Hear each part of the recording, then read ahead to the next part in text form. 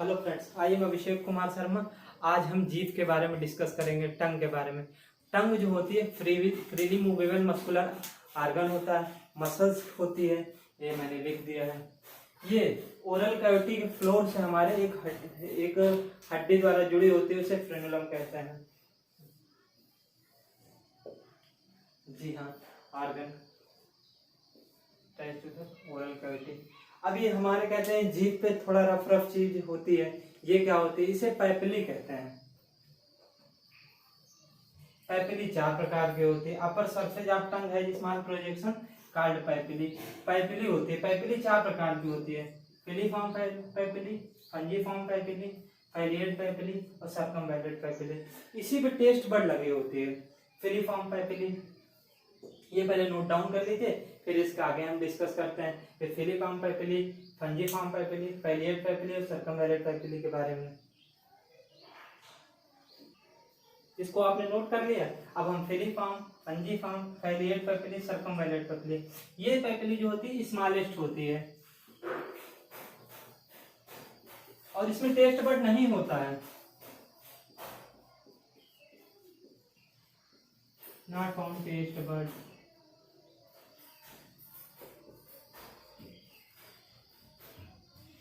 फंजीफॉर्म papillae इसमें taste bud होती है। फाइलिएट पैपिली ये ह्यूमन में होती ही नहीं है, ठीक। सर्कमवैलेंट पैपिली ये लार्जेस्ट होती है, 8 से 12 इसकी गिनती में होती है। तो ये पैपिली जो होती है ये हम आपको डिस्कस कर दिए। एनसीईआरटी में टेस्ट वर्ड के बारे में दिया है, पैपिली के बारे में दिया है, लेकिन पैपिली के बारे में ये नहीं दिया कि फंजीफॉर्म पैपिली क्या होती है, फिलीफॉर्म पैपिली क्या होती है, फाइलिएट पैपिली क्या होती है, सर्कमवैलेंट पैपिली क्या होती है।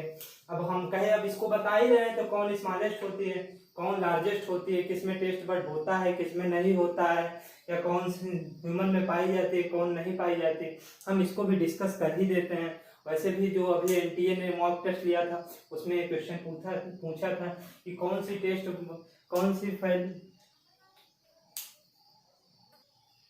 एनटीए की मॉक टेस्ट में के बारे में हम डिस्कस कर रहे थे। एनटीए के मॉक टेस्ट में एक क्वेश्चन था ये कि कौन सी ऐसी पैपिली है जिसमें टेस्ट बर्ड नहीं पाया जाता। इसका आंसर अब आप खुद दीजिए क्योंकि आपने पढ़ लिया है। तो आगे अब पैपिली हो गया, अब इसके आगे अब हम डिस्कस करते हैं।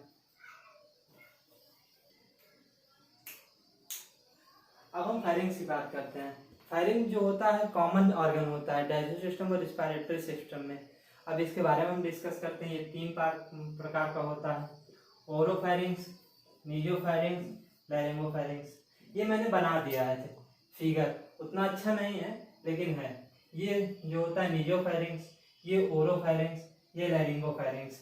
ओरोफैरिंग्स आप देख रहे हैं, ये नीजोफैरिंग्स के बाद होता है। ये स्टैचियन ट्यूब है, आगे मिलती है।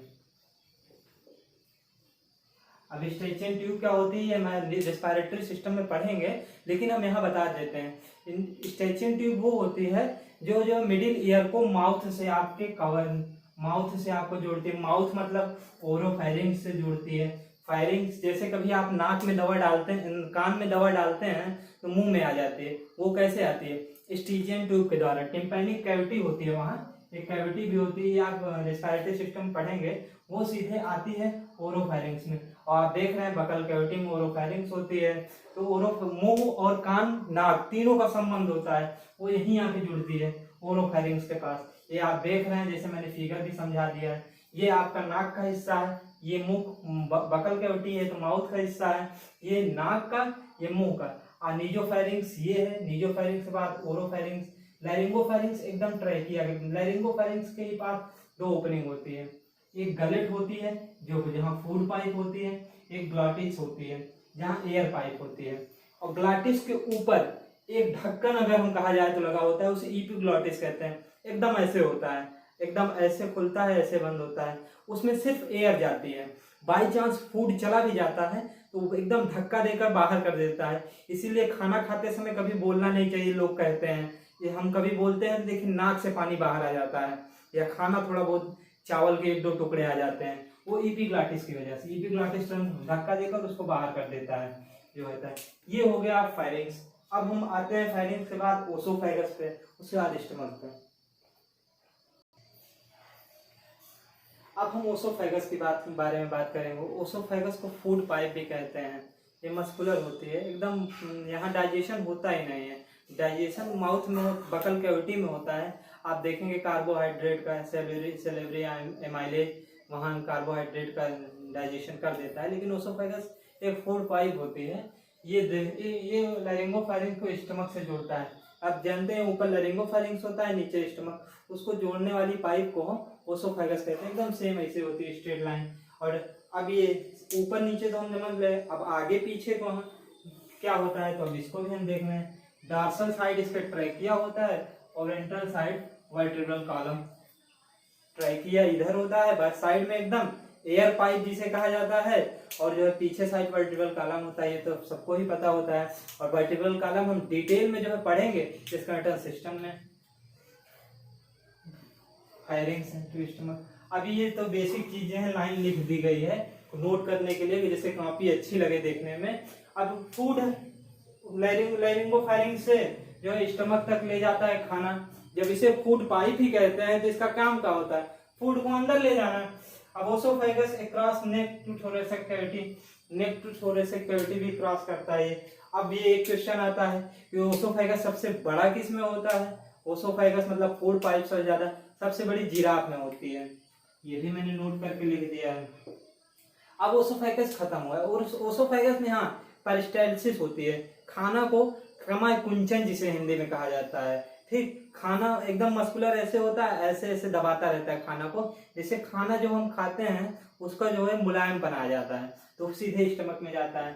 अब स्टमक में यहाँ फिगर में बना देता हूँ, ऐसे होता है क्रमश कुंचन, ऐसे ऐसे होता रहता है। मतलब बढ़ती है फिर कम होता है, बढ़ता है फिर कम होता है। ओसोफेगस बढ़ता है कम होता है, बढ़ता कम होता रहता है। ठीक, ओसोफेगस। और ये स्टमक में खुलता है जाके। अब स्टमक की डिटेल में अध्ययन करेंगे अब अगले वीडियो में। Thank you.